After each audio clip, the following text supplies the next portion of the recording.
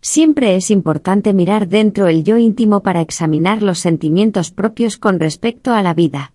Podemos engañar a otros con nuestros sentimientos, pero en último término, no nos es posible autoengañarnos. Si uno se siente atormentado por una angustia sin alivio, está en el estado de infierno. Si se siente completamente feliz por dentro y por fuera, experimenta un toque del estado de Buda. Cada una de las millones de personas que hay en el mundo es diferente de las demás, pero todos tenemos algunas cosas en común. Todos conocemos la felicidad, la tristeza, el dolor, la alegría, el miedo y otras emociones básicas. Nuestras cualidades comunes, que trascienden las cuestiones de la raza o color, son parte de nuestro sentido del yo. El sentido del yo es, en otras palabras, la base común compartida por toda la humanidad. Aunque el yo es un denominador común, el estado interior del yo varía en cada persona. El budismo reconoce 10 estados o reinos en donde puede existir el yo individual. En el sentido universal, son 10 categorías de existencia en las cuales caen todos los seres vivos en cualquier momento.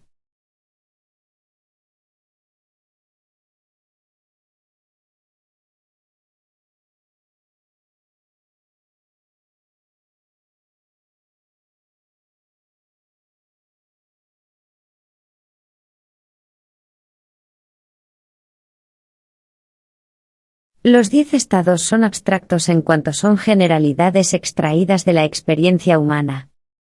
Después de haber tomado en cuenta las diversas condiciones en las que puede existir el yo, en la filosofía budista, se llegó a la conclusión de que existen esas 10 condiciones básicas. El número no es casual, ni fue elegido porque 10 sea la base del sistema métrico decimal, ni nada parecido. Fue elegido de modo tal que lo incluyera todo, por una parte, y por otra parte para buscar el número de categorías más reducido posible. Hay que señalar que los 10 estados se basan en el sentido subjetivo del ser que caracteriza la vida humana, en este sentido son categorías subjetivas. Al mismo tiempo, las normas para describir estas categorías son obviamente objetivas, por eso el concepto se desarrolla en ambos niveles, objetivo y subjetivo. Pero lo más importante es que mediante el estudio de los 10 estados, podemos descubrir el modo de ayudar a vivir de un modo más humano, de evitar la guerra y los males sociales, medios para llevar a las personas hacia la mejora del propio karma. Los 10 estados pueden proporcionar una filosofía básica sobre la cual edificar una cultura y una sociedad más humanista. Es una filosofía pragmática que posibilita al yo elevarse por sobre el tormento y la desesperación, para llevar una vida digna de ser vivida. Pasemos a describir los 10 estados de la vida.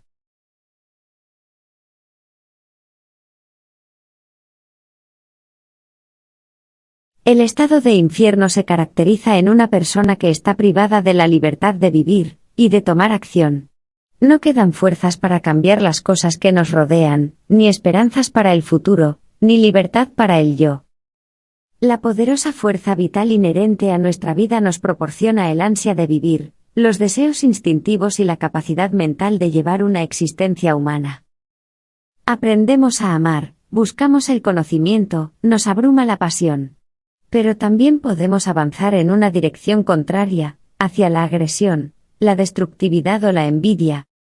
En cualquiera de los dos casos, existe una fuerza vital que se mueve en nosotros, y teje los diseños de nuestra vida. En el reino del infierno, la energía que proviene de esa fuerza vital se ve casi completamente anulada, entonces no experimentamos sino una indescriptible angustia. Es un estado en el que se está aplastado por el tormento e imposibilitado de hacer nada por remediarlo. Sin embargo, nuestra fuerza vital jamás desaparece por completo, por muy severamente que esté cercada. Aún ante la muerte, las personas tratan desesperadamente de hallar algún rayo de esperanza. El enojo debilitante que nos causa la imposibilidad de acabar con la pobreza, los aprietos familiares, la guerra y las enfermedades, también es característico del estado de infierno. Por doquier, Los pueblos pensaban que el infierno está por debajo de nosotros, tal vez se deba a que el yo, atormentado, tiene la sensación de hundirse. No es ocioso concebir el estado de infierno en términos de espacio y tiempo subjetivos. El espacio ocupado por una persona en estado de infierno es muy pequeño en un sentido. A modo de similitud, cuando se tiene un terrible dolor de muelas, el espacio vital que se ocupa está probablemente limitado a esa muela, pues no se puede pensar en otra cosa. En cuanto al paso del tiempo, en el infierno, según las escrituras budistas, la vida allí dura un astronómico número de eones. Lo cual es coincidente con nuestras ideas de tiempo vital subjetivo. La fuerza vital se debilita, y el flujo de la vida queda casi desaparecido.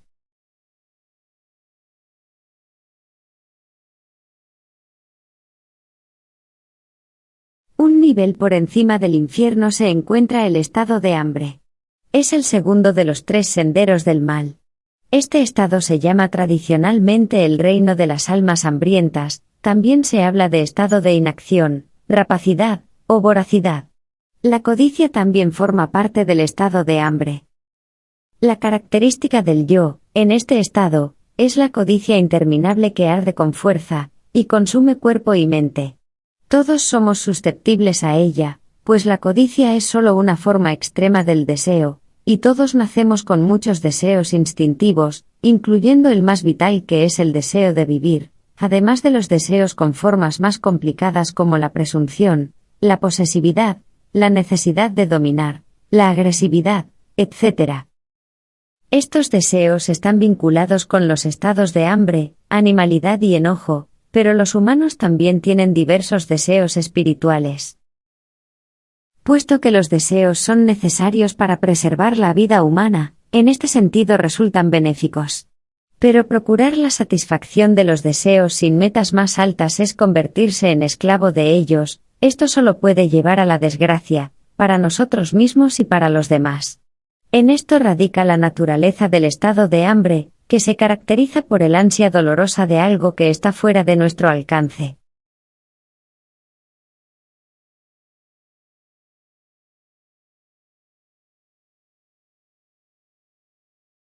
Pasamos a analizar el estado de animalidad.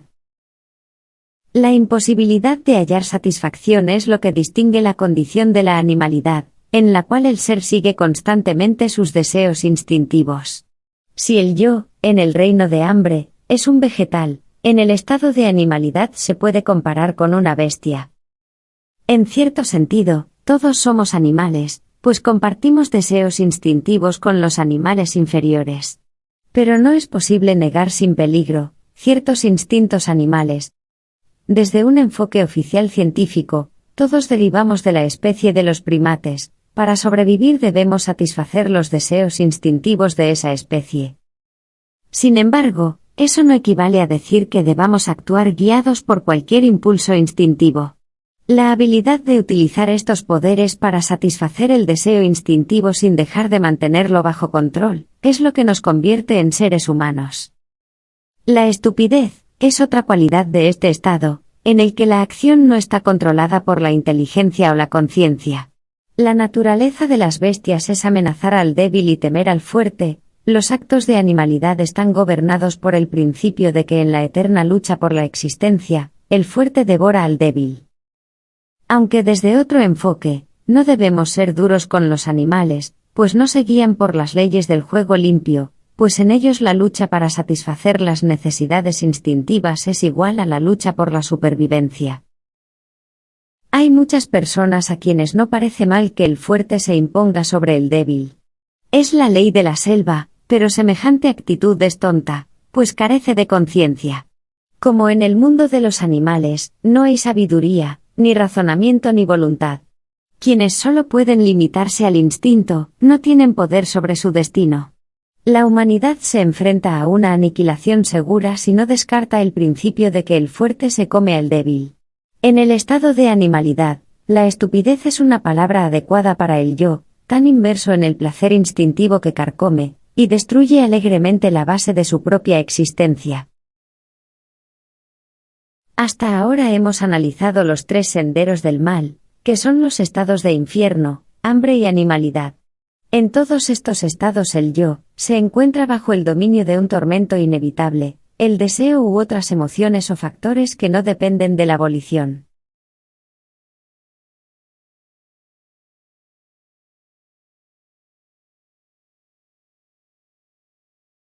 El cuarto estado es el enojo, también llamado ira, suele considerarse junto con los tres primeros, pero existe una diferencia importante, y es que existe la conciencia de sí, y por lo tanto, un elemento de humanidad.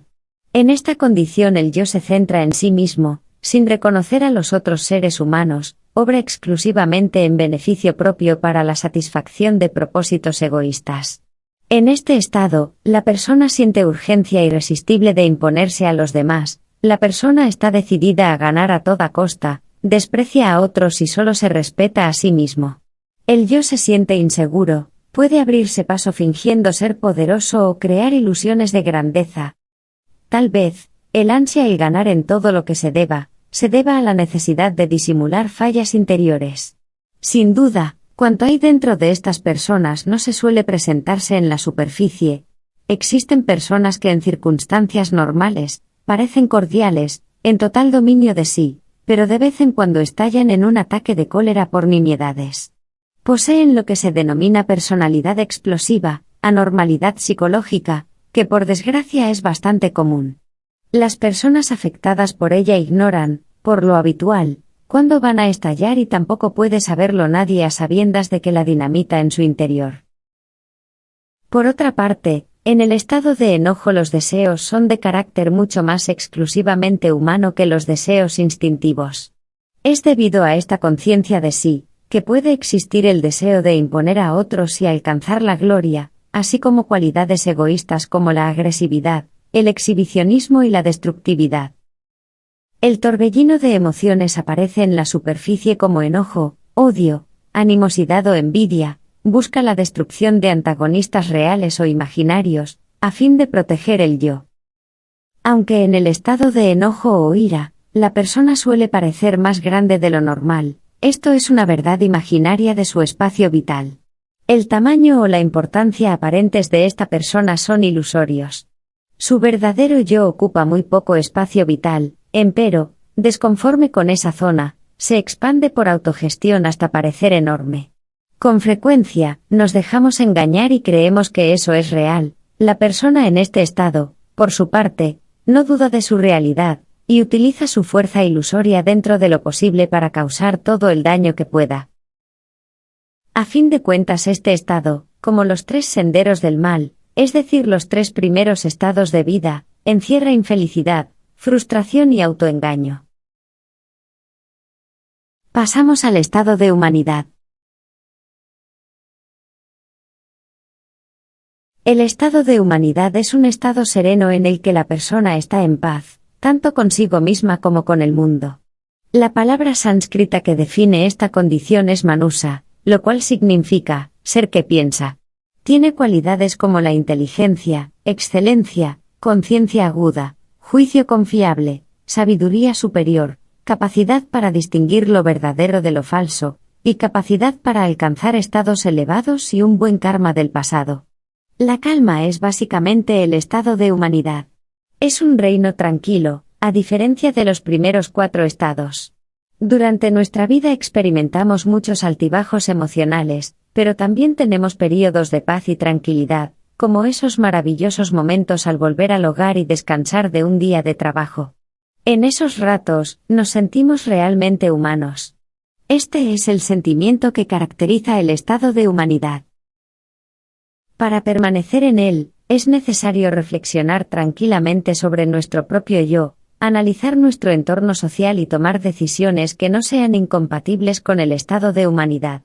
Es posible en tal estado desarrollar la potencialidad natural y elevarse a estados superiores. Tal vez, si el estado de humanidad está casi en el centro de los 10 estados del ser, se debe a que es básicamente neutral, ya que desde él se puede pasar a cualquiera de los otros. En cierto sentido, es muy difícil conservar la calma y la compostura, formar una adecuada imagen de la vida y la sociedad y conducirse apropiadamente. Para muchos es más fácil dejarse llevar por los impulsos o debatirse en un turbulento mar de emociones, aun cuando de ese modo fácil solo lleva a mayores sufrimientos. El modo fácil es la senda a los reinos inferiores de la existencia. A fin de llevar una vida tranquila en el estado de humanidad, uno debe ser capaz de utilizar el propio raciocinio y la sabiduría, y tener conciencia de distinguir adecuadamente entre el bien y el mal, además de tener la fuerza de voluntad para superar dificultades y tentaciones. Nacer humano no significa que uno continúe sin esfuerzo, viviendo en el tranquilo estado de humanidad. Solo significa que se tiene la capacidad de hacerlo. Dominar las pasiones es como montar un caballo desbocado. Si se aflojan las riendas por un instante, bien puede uno verse arrojado al suelo. El objetivo consiste en dominar y utilizar fuerzas y energías de modo tal que caballo y jinete avancen como una sola cosa. En el estado de humanidad, las personas tienen la capacidad para vivir en paz y felicidad y alcanzar la prosperidad, disfrutando al mismo tiempo de una libertad personal y un individualismo considerables. En un sentido amplio, se necesitan consensos sociales y modos de pensar sobre los cuales podamos estar de acuerdo como seres humanos. En este estado, las energías de la vida están bajo un considerable dominio a menos que algo acontezca, por ejemplo, no tenemos virtualmente conciencia del funcionamiento de nuestro cuerpo. En el plano espiritual hace falta una buena acumulación de emociones o deseos para perturbar de modo notable nuestra compostura, y casi todos podemos soportar bastante bien los descontentos e insatisfacciones. La humanidad es, al fin y al cabo, un estado admirable. Abordamos el estado de exaltación, también llamado éxtasis. Tradicionalmente, se llama al estado de exaltación el reino de los dioses. Cuando entramos en esta condición nos tornamos más livianos, caminamos con pasos más ligeros y nos sentimos capaces de volar por los aires. Lo que experimentamos no es tanto el placer consciente, como un profundo sentido de bienestar general. Todo está bien en el mundo y nada puede perturbar nuestra condición. La alegría es el estado de éxtasis. Ser feliz es experimentar una especie de exaltación general, de entusiasmo mezclado con una fuerte satisfacción. En tal estado, toda persona se siente en todo aspecto feliz de vivir. Según las escrituras budistas, el mundo del deseo incluye los 5 primeros estados, y parte del estado de exaltación. Veamos este estado desde el mundo de la forma, y en el de lo informe. En el mundo de la forma, el estado de exaltación es lo que sentimos cuando nuestro ritmo somático está en buenas condiciones y nuestra fuerza vital es potente. Esta felicidad es más profunda que la resultante de los deseos y satisfacción cotidiana. Nos hace sentir saludables, vigorosos y conscientes de la vida que emana de nuestro interior. El flujo somático, al mezclarse con el ambiente, provoca una fuerte ansia de crear y aprovechar plenamente la vida.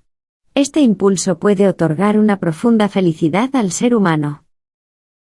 En cuanto a la exaltación del mundo de lo informe, tal vez correspondería llamarla flujo espiritual o emanación de energía psíquica. Es el júbilo de llevar una vida plena, la alegría de ampliar la propia libertad, el regocijo de la creatividad y la realización. La felicidad del mundo del deseo, y el de la forma es una especie de satisfacción, pero la exaltación en el mundo de lo informe es más, pues colma todo el ser. El flujo vital en estado de exaltación es sumamente veloz, su influencia en el mundo exterior es muy grande. El yo, en tal estado, siente que el tiempo físico pasa a tremenda velocidad. Cuando somos felices y nuestra vida está colmada, el tiempo físico parece breve porque en él, comprimimos mucho tiempo de vida. La satisfacción vital, en un solo día pasado en estado de exaltación, puede ser equivalente a la de varios cientos de años en estado de humanidad. La experiencia de la vida en un día pasado en este estado, puede estar tan plena de sustancia como 100 años de vida ordinaria. Un ser que ha pasado su vida en tal estado puede, según el tiempo subjetivo, haber vivido miles de años, aun cuando el tiempo físico transcurrido no llegue a 100 años. Sin embargo, existe una dificultad. Este ambiente de fluir de la energía vital se puede derrumbar fácilmente. Es característico que la gente tienda a caer desde ella en uno de los 4 senderos del mal. A pesar de su magnificencia, el estado de exaltación es impermanente. El yo tiene mucha más libertad en los estados de humanidad y exaltación que en los 4 senderos del mal. Aún así, esa libertad, esa independencia son concedidas al yo desde fuera. Las concede al yo la naturaleza, la herencia o el medio social, y se las puede retirar con tanta facilidad como se las otorga. Es cierto que el yo, en esta condición vive según su propia voluntad, pero es una criatura del milagroso funcionamiento del universo y de nuestro ambiente terráqueo. Sin esto, el ser no aparecería en este mundo. Por lo tanto, el proceso por el cual nacemos en la Tierra como seres humanos, demuestra la insondable belleza y la compasión de la fuerza vital cósmica. Deberíamos sentirnos eternamente agradecidos por la potencialidad que, como seres humanos, se nos ha otorgado.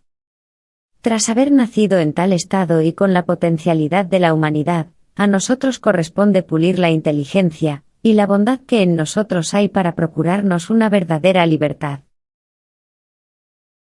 Pasamos a explicar el estado de aprendizaje.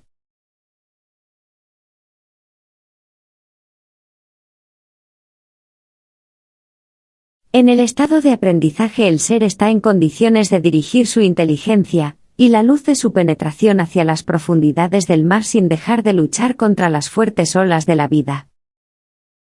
Es un ser reflexivo que se convierte en fuente de luz sobre la superficie y lanza un rayo hacia la hondura.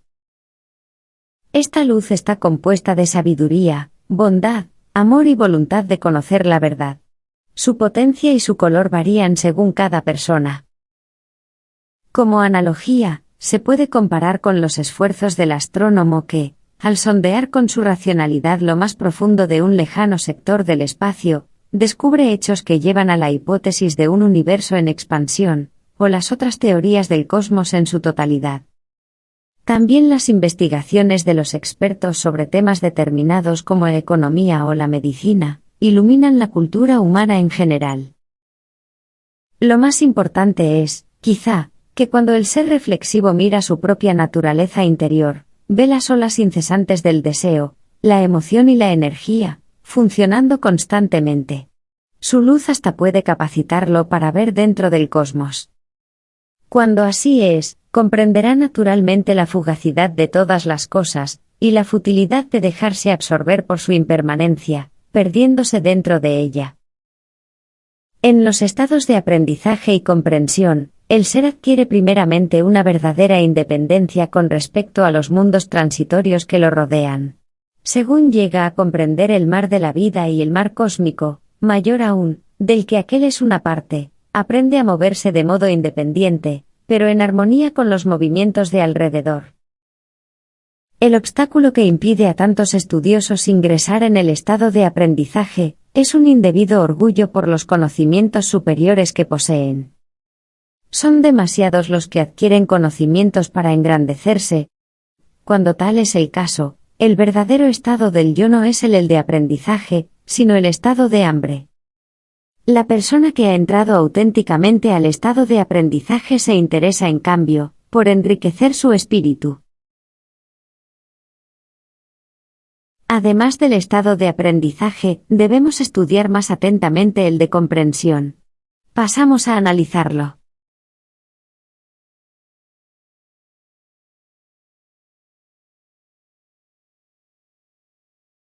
La comprensión es un estado de iluminación que se presenta súbitamente, relacionada con algún fenómeno observado o experimentado. El fenómeno puede ser cualquier cosa. El magnífico funcionamiento del universo, una flor que se abra en el campo, una estrella en el cielo, un pequeño artículo en el periódico, el hedor de un río contaminado, el olor del smog fotoquímico. En resumen, cualquier cosa que nos provoque un brusco entendimiento. La comprensión es ese tipo de inspiración que suele presentarse en los artistas, los científicos o los grandes líderes, es probable que casi todos los grandes pioneros e investigadores de la civilización la hayan experimentado. La revelación o la inspiración de este tipo puede ser más común entre los artistas y los pensadores que entre la gente ordinaria. Pero no les pertenece con exclusividad. Mediante el estudio y el refinamiento del ser, cualquiera puede prepararse para la intuición instantánea que revela la verdad. Como ejemplos, una ama de casa que tras luchar interminablemente contra los aumentos del precio de la comida, súbitamente descubre el modo de que el dinero llegue a fin de mes, o el comerciante que inesperadamente divisa el modo de manejar un proyecto al cual deseaba desde hace años dedicarse. Entre todas las personas, el pulimento del alma que lleva a la comprensión puede originar paz y felicidad en el hogar, tanto como cambios importantes en la estructura social, política y económica. La felicidad de quien se encuentra en el estado de aprendizaje, proviene de descubrir cómo aplicar a la vida propia la verdad aprendida de los libros y de otras personas. En el estado de comprensión es aún mayor, pues se la logra o se la crea por uno mismo esencialmente. El grado de felicidad no depende tanto del esfuerzo puesto en la búsqueda, como en el grado de pulimento y disciplina alcanzado por el ser. Desde un punto de vista diferente, podemos decir que quien lanza luz sobre el mundo tiene como espacio vital toda la zona que ilumina. Cuando la luz es fuerte, la persona que se encuentra en aprendizaje o comprensión tiene todo el mundo para sí. Sin embargo, tanto el estado de aprendizaje como el de compresión también pueden caer en tendencias negativas. Por ejemplo, el investigador médico que descubre una importante verdad científica y procede a convertirla en propiedad personal. Probablemente tratará de ocultar su descubrimiento a sus colegas, a quienes pasa a considerar menos que él. Pero comete la tontería de olvidar el verdadero propósito de la ciencia médica, y guarda el secreto hasta que le sea posible presentarlo a una sociedad de eminentes, para recoger sus aplausos atronadores. La revelación ha provocado en él, en vez de una verdadera iluminación, los sentimientos de vanidad y egoísmo. Tal es el camino que siguen con frecuencia quienes se encuentran en estados de aprendizaje y comprensión, permanece un elemento de engaño. Aun si el ser trata de poner su inteligencia superior al servicio de las buenas causas, no puede, sin una mayor iluminación, superar el mal del deseo y la pasión del engrandecimiento propio. No hay aquí escape final para la oscuridad de la naturaleza humana, que acecha mucho más íntimamente que la razón, la conciencia y la compasión. En estas condiciones el ser emite luz, pero manchada e imperfecta, reducida a límites definidos por la persona misma. En cierto sentido puede alcanzar el éxito, pero la finalidad es esencialmente egoísta, y la iluminación alcanzada no lleva a la verdadera esencia de la vida.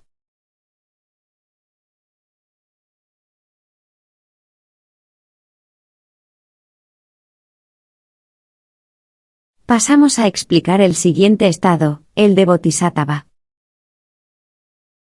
En el estado de naturaleza de Bodhisattva, toda vida es sustentada por la fuerza de la compasión. Al decir fuerza de compasión, se refiere a una potente energía que fluye de lo más hondo de la vida humana. Esto incluye inteligencia, bondad, sabiduría y varios deseos espirituales. El ser se encuentra en la naturaleza de Bodhisattva cuando sus mejores cualidades como sabiduría, determinación, amor y coraje se funden con la energía de la compasión para hacer el bien a otros. Su carácter es totalmente altruista, la esencia de su compasión consiste en liberar a otros del sufrimiento y darles felicidad. El altruismo es el medio más efectivo de autorrealización y perfeccionamiento. Hacer el bien es el mejor modo de mejorar el propio carácter y encontrar una mayor felicidad para uno mismo. A fin de aliviar el sufrimiento de otra persona, uno debe identificarse con ella y compartir su sufrimiento. Es un estado de identificación con el estado fundamental de la vida de otro. Tal es la diferencia esencial entre el Bodhisattva y los sabios que no han superado los estados de aprendizaje y comprensión. El Bodhisattva es capaz de pensar profundamente, y goza de una introspección segura, pero eso va inseparablemente unido a la acción práctica. En los escritos, se menciona que el bodhisattva puede moverse entre las personas comunes, aunque se hallan en otros estados, se humilla y alienta a otros, tratando siempre de dirigir el mal contra sí mismo y el bien hacia otros. En otras palabras, el reino de la gente común es el escenario donde se lleva a cabo las acciones del bodhisattva, su actitud es de humildad y autosacrificio. Es una persona que debe tener coraje para desafiar las mismas fuentes del mal. Sin ese coraje no puede pretender superar los elementos negativos que hay en él y en otros. Al menos de que se den estas circunstancias no puede dar felicidad a los demás. En el escrito budista Butsuji Korron, se llega a decir que el significado de la palabra bodhisattva es coraje. Al ayudar a los demás, el bodhisattva se modifica a sí mismo, pues al hacer el bien, suprime el egoísmo interior iluminando la maligna oscuridad del mundo circundante. La sabiduría vital fundamental fluye bajo la forma de sabiduría y compasión. El yo, demasiado propenso al egoísmo, poco a poco asume un carácter más altruista. Crece en sabiduría, criterio y conciencia, sus deseos espirituales se tornan más fuertes.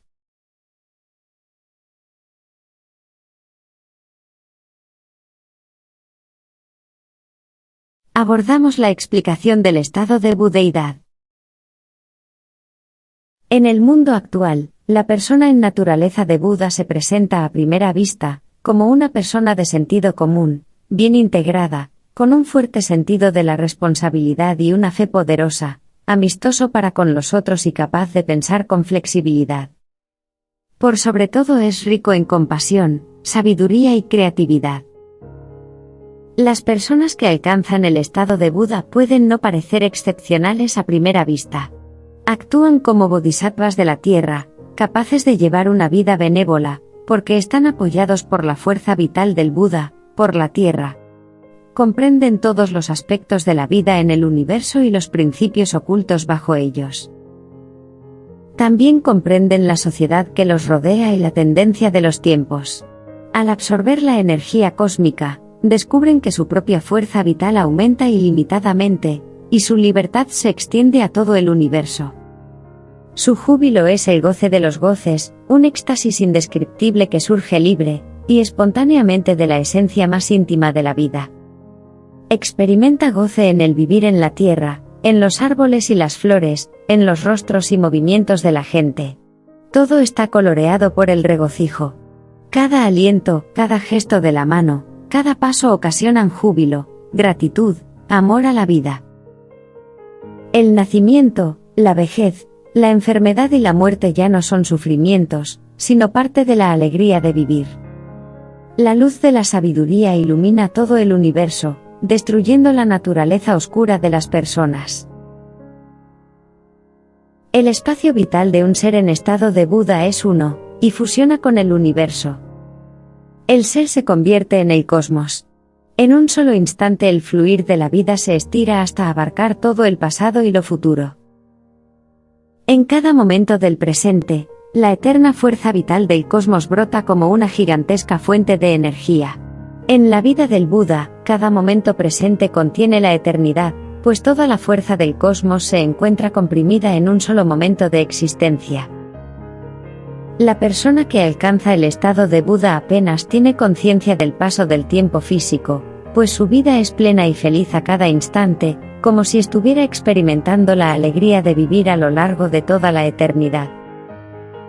Todas las formas de vida en el universo, cualquiera que sea su condición temporal, se dirigen esencialmente a la naturaleza del Buda. En otras palabras, el ansia más fundamental de la vida es la aspiración al estado de Buda, el impulso de combinarse con la fuerza vital cósmica y volver a su esencia. Lo más importante es tomar conciencia de que cualquier persona se puede convertir en una realización completa del Buda que existe inherente en su interior.